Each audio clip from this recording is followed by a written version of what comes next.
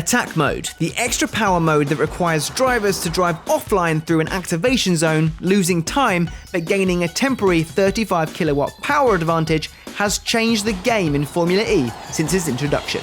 A year on from its debut in Formula E, attack mode defined the races across the field in the opening 2 races of Season 6. The moving of the activation zone to the outside of turn 19 of the Diriyah street circuit had a huge impact, making the teams and drivers' activation strategy more crucial than it's ever been.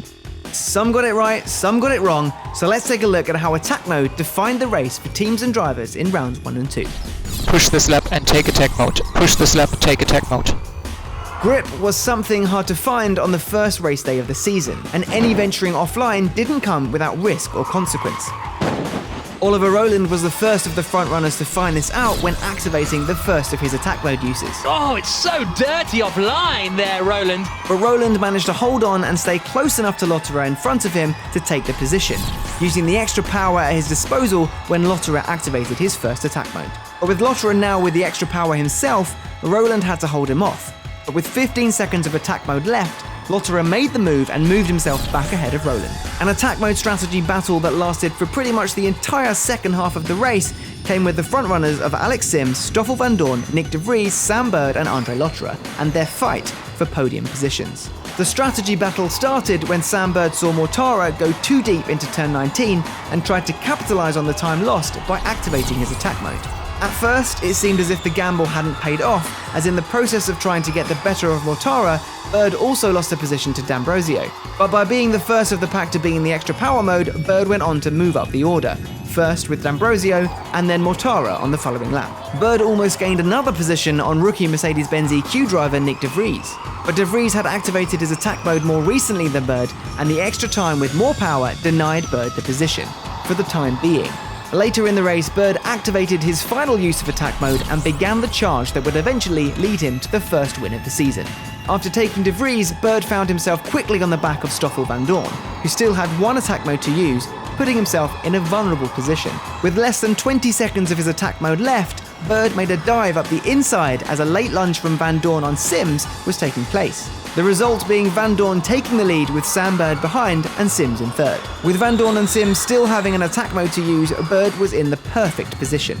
It was just a matter of time. All he needed to do was keep on the tail of Vandoorne and take the lead when Stoffel activated his second use of attack mode. But Bird didn't need the advantage and overtook before he had the chance to activate, meaning Vandoorne was now going to have to deal with Lotterer when he finally activated. Going from the lead to third, the choice to activate attack mode late cost Vandoorne a better position, but he wasn't the only one.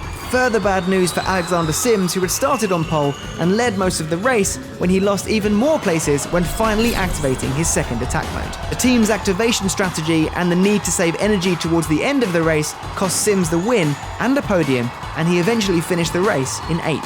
A high price to pay for the BMW i Andretti Motorsport driver, but with the double header, he and the team had the chance to learn from the mistakes made in round 1 and rectify the strategy in round 2.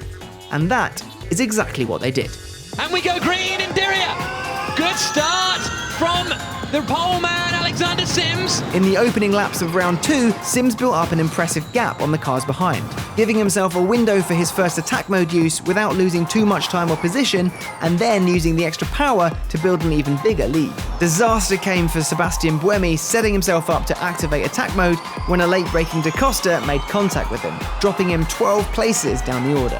A good attack mode strategy has to take into account the gaps between the cars in front and behind to give the driver the best chance of reducing the time and/or positions lost when activating. With Da Costa so close behind, the risk of Buemi pulling offline to activate drastically increases, and in this circumstance, Da Costa carrying the speed that he was through the corner, the change of pace from Buemi caught him off guard and resulted in contact. Da Costa was later given a penalty for this, despite saying that there was nothing that he could do. But by the end of the race, the positions Buemi lost from the incident and a 10-second penalty for an unsafe rejoin was more damaging to him than the penalty for Da Costa. With Da Costa now sitting in second, pre-penalty, he entered attack mode, immediately losing a place to Di Grassi. But using the extra power made it back just a few corners later. When a driver loses a position activating, it's crucial they make that position back as soon as possible to then be able to make full use of the extra 35 kilowatts to push up the order. And with a likely penalty looming for Da Costa, this strategy was essential. The most controversial moment of the race came with the restart after the safety car.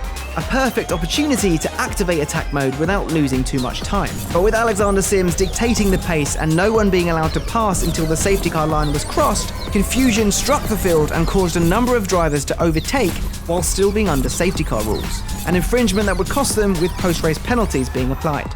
Perhaps the biggest controversy to come from this moment was Max Günther in his BMW, who fired himself up into third place behind Da Costa, who was about to serve a drive-through penalty, and then his teammate Sims in the lead. Günther took attack mode on the following lap, losing a place to Di Grassi, but a safety car a few laps later closed up the pack, and when the race restarted, Di Grassi entered attack mode, losing position to Günther and Van Dorn.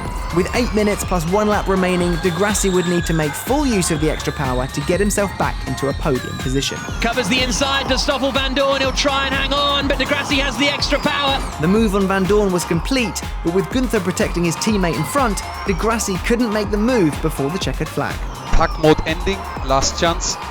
When all of the post-race penalties were applied, Di Grassi would gain the extra position on the podium, as would Van Dorn, and a weekend of races that were dictated by attack mode strategy was complete. A promising start for the increased extra power mode this season, and that was on a tight and narrow Diriyah circuit, so expect attack mode to have even more of an impact and prove even more divisive at other circuits this season.